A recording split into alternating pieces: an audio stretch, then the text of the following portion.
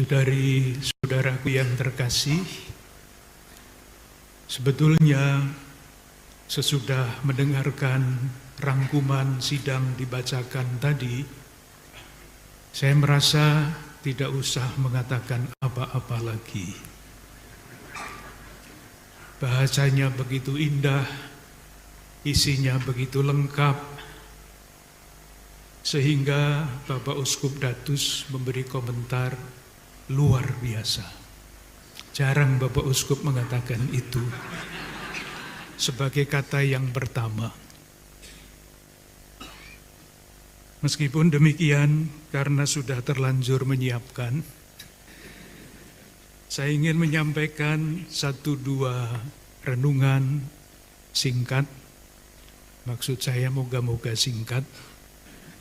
Moga-moga juga dapat menggarisbawahi apa yang tadi sudah kita dengarkan bersama-sama sebagai renungan yang sangat indah.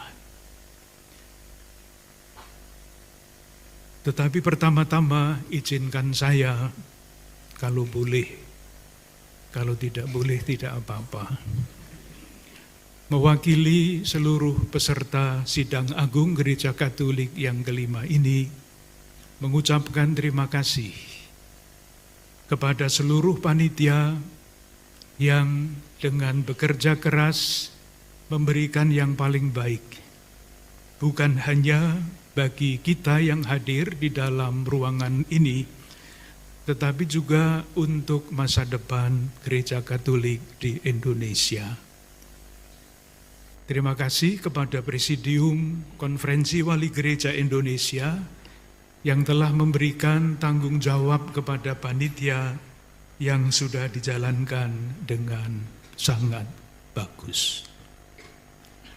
Saudari-saudaraku yang terkasih, di dalam homili pembukaan Sidang Agung Gereja Katolik Indonesia ini, saya ingat Bapak Uskup Ketua mengajukan pertanyaan sampai 2 kali. Pertanyaannya begini, apakah sesudah Sidang Agung Gereja Katolik Indonesia ini semuanya akan kembali seperti semula? Betul Bapak Uskup ya? Sampai 2 kali pertanyaannya, itu artinya serius. Tentu saja kita berharap tidak seperti itu. Kenapa kita merasa tidak seperti itu? Kita yakin tidak seperti itu. Proses di dalam Sidang Agung Gereja Katolik Indonesia ini adalah proses penegasan bersama. Kita mendengarkan tuntunan Roh Kudus sepanjang salah satu campur tangan Roh Kudus yang sangat jelas. Itu saya lihat kemarin. Ketika ada usul supaya kelompok-kelompok tidak hanya dibatasi kelompok regio, ada yang mandek sebentar, tapi kemudian Roh Kudus turun di sebelah saya. Itu artinya di atas Bapak Uskup Anton yang memecahkan masalah itu dengan sangat bagus. Silahkan kita terbuka terhadap anugerah Roh Kudus. Saya tidak main-main, ini serius saya. Roh Kudus turunnya ya cara seperti itu, bukan dengan cara yang lain. Saya yakin apa yang kita rumuskan dan kita hasilkan dalam rangkuman tadi akan dilaksanakan. Dan pasti pada waktunya ada buahnya. Tetapi sesudah saya sendiri yakin bahwa itu akan dilaksanakan dan akan berbuah, muncul pertanyaan dalam hati saya. Apa yang perlu kita kembangkan supaya rencana-rencana yang sudah kita rumuskan itu pada waktunya sungguh-sungguh menerima wujudnya. Ketika renungan saya sampai di situ, saya tersentuh oleh bacaan yang kedua yang tadi kita dengarkan dari surat Rasul Paulus kepada jemaat di Filipi. Secara singkat, Itulah kisah inkarnasi menurut Rasul Paulus. Dengan demikian saya yakin kalau semua yang kita bicarakan dan rumuskan,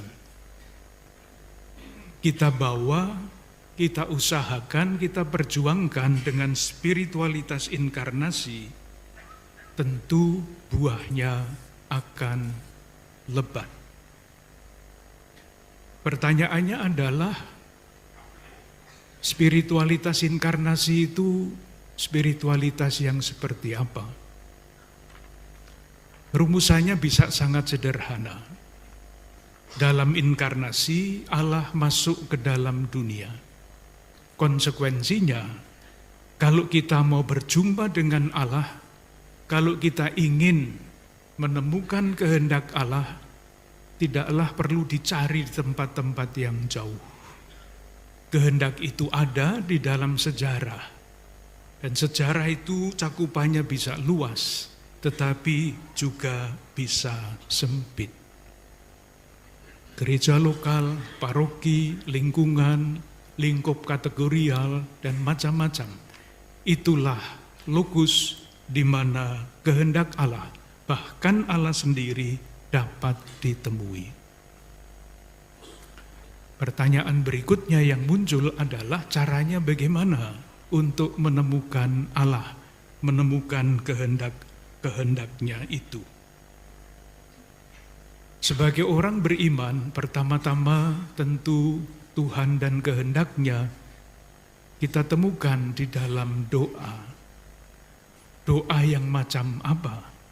Karena ada banyak macam doa.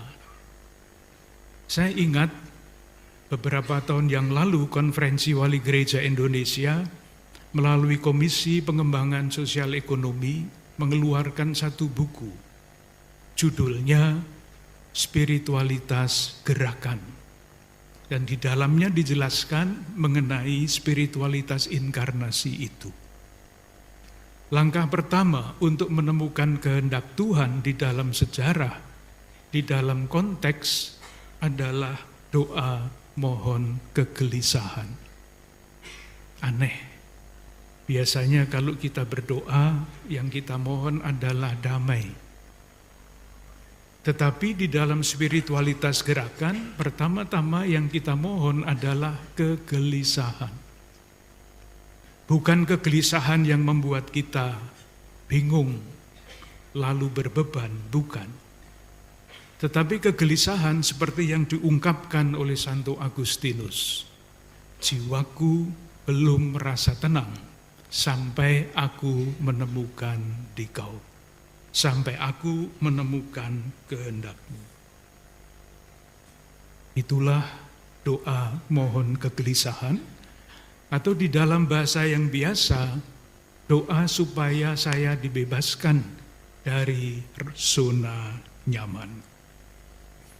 Langkah yang kedua, kita semua diberi akal budi oleh Tuhan.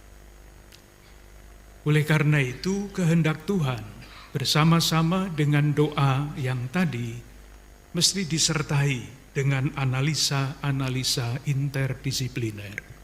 Itulah yang kita kerjakan di dalam Sidang Agung Gereja Katolik Indonesia ini. Langkah yang terakhir yang paling penting adalah sesudah ditemukan kurang lebih, pertanyaan yang harus diajukan adalah ini. Apa yang mesti kita lakukan supaya lingkungan hidup kita menjadi semakin manusiawi?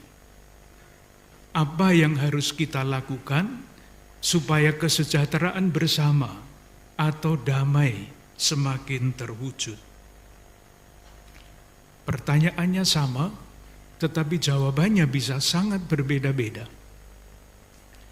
Kalau pertanyaan ini diajukan oleh ibu-ibu WKRI misalnya di daerah Pasar Kemis, jawabannya adalah mari kita dirikan tempat penitipan anak.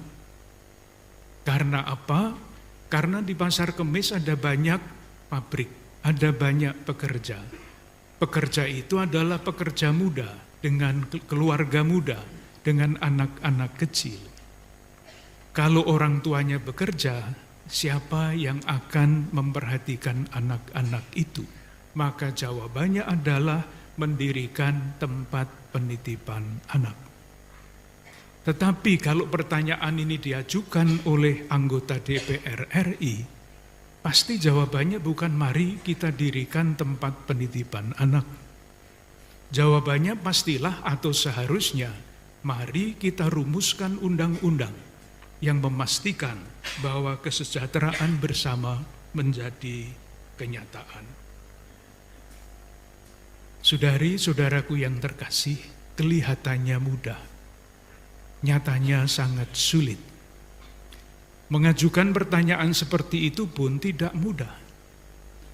Agar dapat mengajukan pertanyaan apa yang harus kita kerjakan, supaya lingkungan hidup kita menjadi semakin manusiawi, diperlukan kompetensi etis. Kalau orang yang tidak mempunyai kompetensi itu, ia akan cuek bebek terhadap realitas sejarah, terhadap penderitaan, terhadap ketidakadilan. Kompetensi etis itulah yang disarankan oleh Rasul Paulus di dalam suratnya. Hendaklah kamu menaruh pikiran dan perasaan yang terdapat di dalam Yesus Kristus. Atau di dalam Injil Yohanes tadi, tinggal di dalam aku, tinggal di dalam Kristus. Sampai 5 kali kata itu dipakai dalam kutipan yang singkat itu. Kalau kita berhasil mengajukan pertanyaan dan menemukan jawabannya, dan dilaksanakan, itulah tanda-tanda pengharapan yang dimaksudkan oleh Paus Fransiskus di dalam bula harapan tidak mengecewakan. Semakin banyak tanda-tanda yang diwujudkan sebagai jawaban terhadap pertanyaan tadi, itulah tanda-tanda pengharapan. Saudari-saudaraku yang terkasih, mengakhiri renungan ini, saya akan menceritakan satu kisah. Nanti silahkan menafsirkan menurut keyakinan masing-masing. Cerita mengenai seekor burung nuri atau burung apapun. Di suatu tempat ada satu pohon yang sangat rindang. Di pohon itu bersaranglah segala macam burung, berbagai macam generasi. Ada kakek nenek burung, ada bapak ibu burung, ada cucu cicit burung, dan sebagainya. Semuanya merasa nyaman, terlindung dari panas dan hujan, mencari makan juga tidak sulit. Sampai pada suatu hari, ada seorang pemburu yang sedang memburu kijang. Diburu, sampai akhirnya kijang itu lelah, dan dia terduduk di bawah pohon yang rindang itu. Pemburu itu yakin sekarang waktunya untuk melepaskan panah. Yakin bahwa kijang itu akan kena panah. Ternyata ketika panah dilepaskan, kijang itu meloncat ke samping. Tidak kena. Yang kena adalah pohon yang rindang itu. Padahal panahnya beracun. Mulailah pohon itu meranggas. Daunnya menjadi kuning, batangnya menjadi layu. Semua burung pergi, selain seekor burung nuri yang tetap saja bertengger di pohon yang sudah gundul dan kering itu. Pada suatu titik, datanglah seorang peziarah. Dia datang, peziarah pengharapan atau peziarah yang lain. Tergantung tafsirannya nanti Bapak Uskup.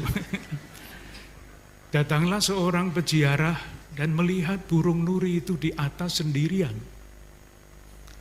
Dia bertanya begini, Burung Nuri, kenapa kamu sendirian di situ? Teman-temanmu sudah pergi semua. Nuri menjawab, waktu itu Nuri masih bisa bahasa Indonesia. Dia menjawab begini, Bapak, bagaimana mungkin saya pergi bersama-sama dengan yang lain-lain tadi? Nenek kakek saya lahir di sini, adik-adik saya bersarang di sini. Tidak mungkin saya meninggalkan pohon yang meskipun meranggas tetapi sungguh sangat bermanfaat bagi kami semua. Lalu peziarah itu mengatakan, Nuri, betapa mulia hatimu. Coba sampaikan satu permintaanmu, akan saya kabulkan. Nuri menjawab begini, Bapak, apalagi yang harus saya minta? Selain supaya pohon ini tumbuh kembali. Ternyata peziarah itu adalah yang bisa mengabulkan permintaan itu, Mahadewa. Ia mendengar permintaan Nuri itu, mengabulkan permintaannya, dan pohon itu mulailah tumbuh kembali. Ranting-rantingnya menjadi hijau tidak kering, daun-daunnya menjadi rimbun kembali, dan semua burung yang tadinya pergi meninggalkan pohon itu kembali bersarang di situ, bergembira di situ, beranak pinak di situ. Silahkan menafsirkan menurut keyakinan masing-masing. Akhirnya penutup yang kedua, itu tadi penutup yang pertama. Saya ingin mengakhiri renungan ini dengan mengutip kata-kata Rasul Paulus yang bagi saya sungguh-sungguh menjadi landasan pengharapan kita. Pengharapan yang melahirkan tanda-tanda pengharapan. Saya kutip 1 Korintus bab 15 ayat 58. Karena itu, saudari-saudaraku yang terkasih, berdirilah teguh, jangan goyah. Giatlah selalu dalam pekerjaan Tuhan, sebab kamu tahu bahwa dalam persekutuan dengan Tuhan, jerih payahmu tidak sia-sia. Tuhan memberkati niat-niat baik kita dan melapangkan jalan bagi kita untuk terus berusaha mewujudkan tanda-tanda pengharapan. Amin.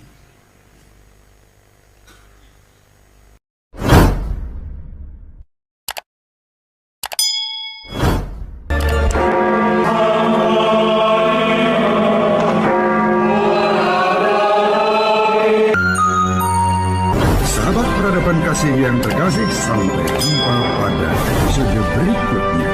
Terima kasih atas kebersamaan kita. Salam peradaban kasih dari Globis. Berkah dalam